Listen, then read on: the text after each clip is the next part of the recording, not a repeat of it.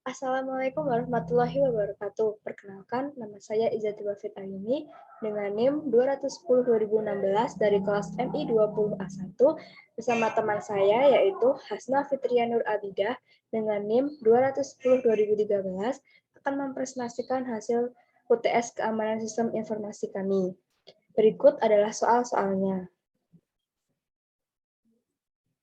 Soal yang pertama, jelaskan pentingnya keamanan sistem informasi.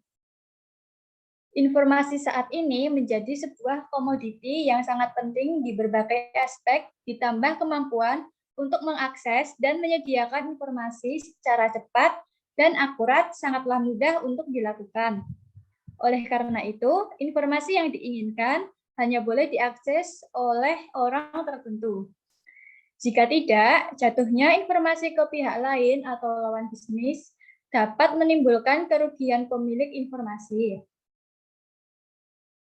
Maka sangat penting untuk menjaga keamanan sistem informasi karena keamanan sistem informasi memastikan bisnis dapat terus berjalan, meminimalisir turunnya pendapatan perusahaan, mengoptimalkan investasi, membuat bisnis berjalan dengan aman, dan mengatur privasi.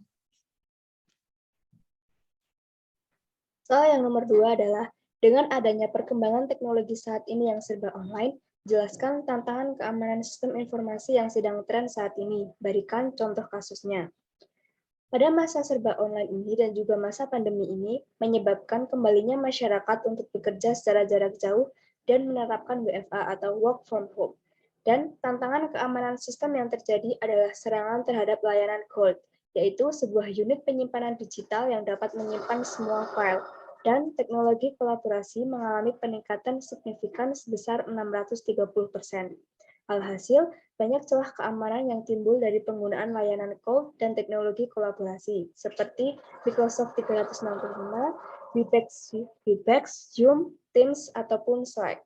Contoh kasusnya adalah beberapa insiden keamanan yang terjadi di Indonesia, yaitu peretasan akun dan penyebaran situs penipuan di Bali, sampai dengan kebocoran data penduduk dari lembaga pemerintah. Soal yang nomor 3, berikan contoh algoritma kriptografi. Yang pertama, algoritma kriptografi kunci simetri. Kunci enkripsi sama dengan kunci dekripsi. Contohnya ada DES atau Data Encryption Standard IDEA, ada GUST, Serpent, RC4, RC5, dan lain-lain. Ada AES, Glowfish, dan yang terakhir ada SEED. Yang nomor 2, algoritma kriptografi kunci publik. Kunci enkripsi bersifat publik, sedangkan kunci deskripsi itu bersifat rahasia. Contohnya, yang pertama ada RSA, L-Gamal, Rabin, DV Hellman Key Exchange, DSA, dan yang terakhir Elliptic Curve Cryptography atau ECC. Yang nomor 3 adalah fungsi hash. Fungsi hash yaitu mengkompresi pesan menjadi ukuran sangat kecil dan fix. Fungsi hash ini sensitif terhadap manipulasi sekecil apapun. Dan ini adalah contoh dari fungsi hash.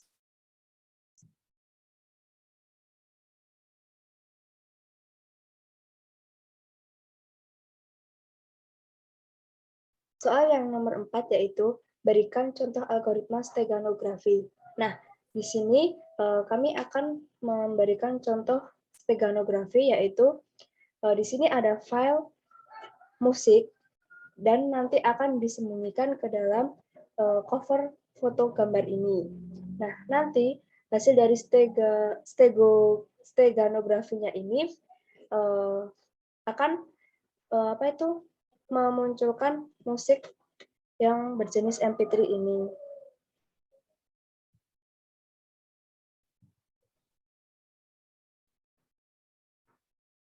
Soal yang nomor 5, jelaskan tentang private key dan public key dalam keamanan sistem informasi. Public key dan private key merupakan pasangan kunci untuk proses enkripsi dan deskripsi. Jadi, saat private key melakukan enkripsi data, maka public key digunakan untuk mendekripsi data. Untuk private key adalah kunci rahasia yang digunakan untuk mendekripsi pesan. Private key bersifat rahasia dan hanya diketahui oleh pemiliknya. Dalam metode tradisional, private key hanya dibagikan dalam komunikator untuk mengaktifkan enkripsi dan dekripsi pesan.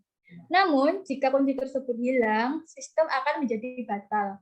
Untuk menghindari hal tersebut, PKI atau Public Key Infrastructure memberikan kebijakan di mana public key dapat digunakan bersama dengan private key. Public key menggunakan algoritma asimetris yang mengubah pesan menjadi format yang tidak dapat dibaca. Seseorang yang memiliki public key dapat melakukan enkripsi pesan yang ditujukan pada penerima tertentu. Penerima dengan private key hanya dapat mendekode pesan yang telah dienkripsi public key. Public key tidak dirahasiakan oleh pemiliknya, tapi siapapun boleh mengetahuinya. Nah, ini merupakan contoh dari public key dan private key. Di sini ada Bob yang ingin memberikan pesan kepada Alice yang berisi tentang Hello Alice. Nah, pesan ini dienkripsikan menggunakan public key-nya Alice. Nah, maka untuk mendeskripsikan kode yang telah dienkripsikan ini, maka menggunakan private key-nya Alice untuk mengetahui isi pesan yang dikirimkan oleh Bob kepada Alice.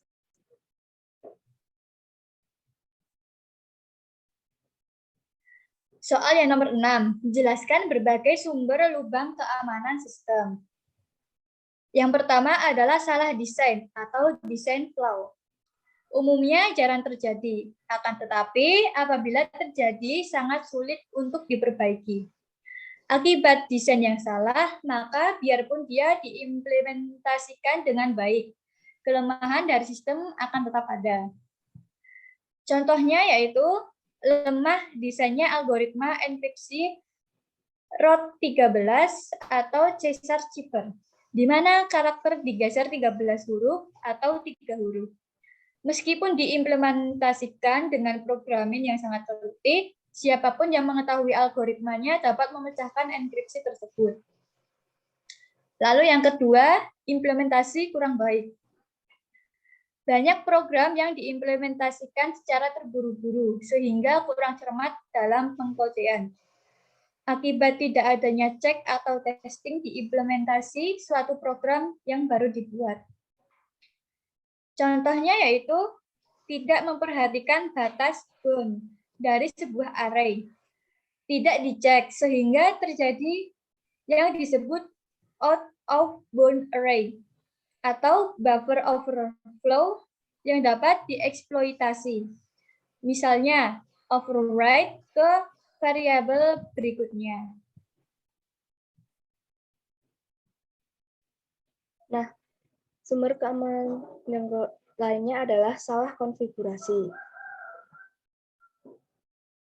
Meskipun program sudah diimplementasikan dengan baik, masih dapat terjadi lubang keamanan karena salah konfigurasi. Contohnya yaitu berkas yang semestinya tidak dapat diubah oleh pemakai secara tidak sengaja menjadi writable. Apabila berkas tersebut merupakan berkas yang penting, seperti berkas yang digunakan untuk menyimpan password, maka efeknya menjadi lubang keamanan. Kadangkala sebuah komputer dijual dengan konfigurasi yang sangat lemah. Yang keempat ada salah menggunakan program atau sistem.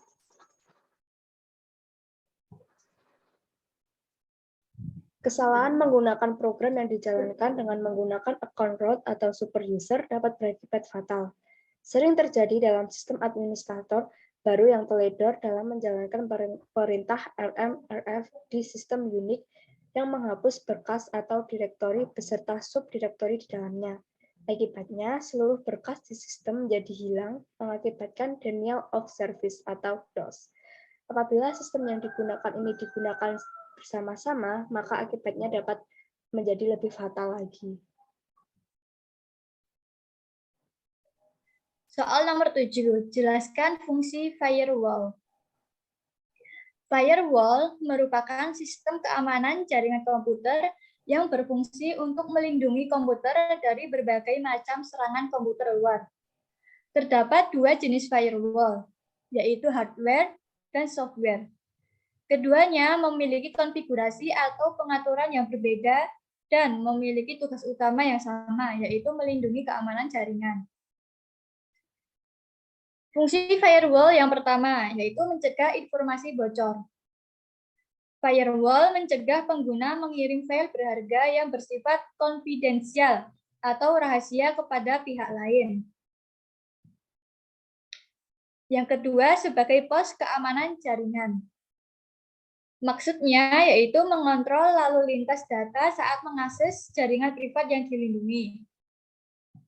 Semua lalu lintas yang keluar masuk jaringan harus melewati firewall untuk dilakukan pemeriksaan.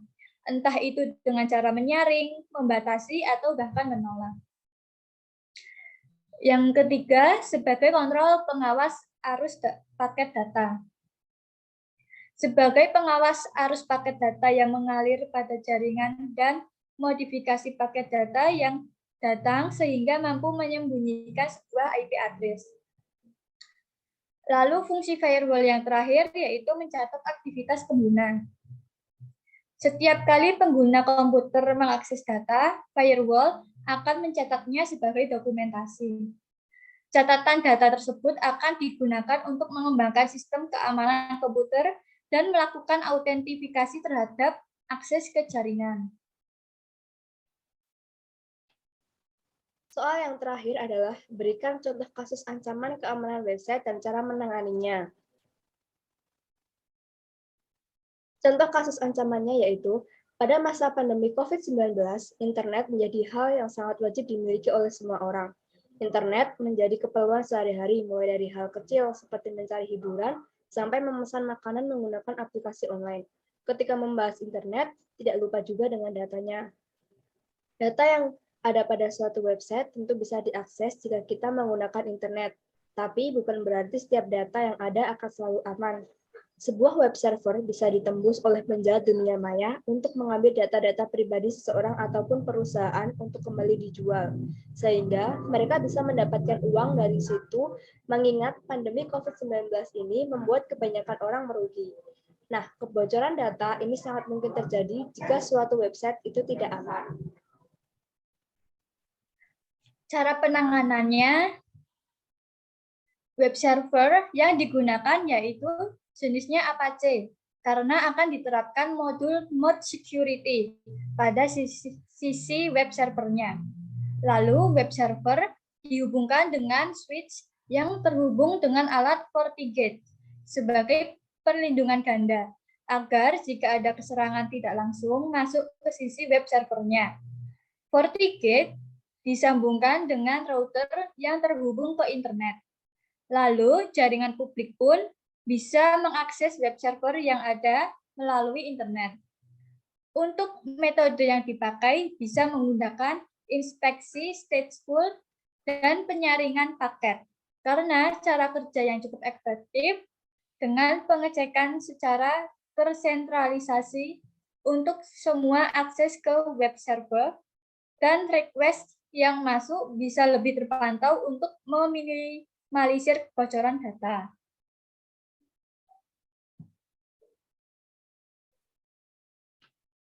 Nah, itu dia hasil diskusi UTS dari kami. Kurang lebihnya kami mohon maaf.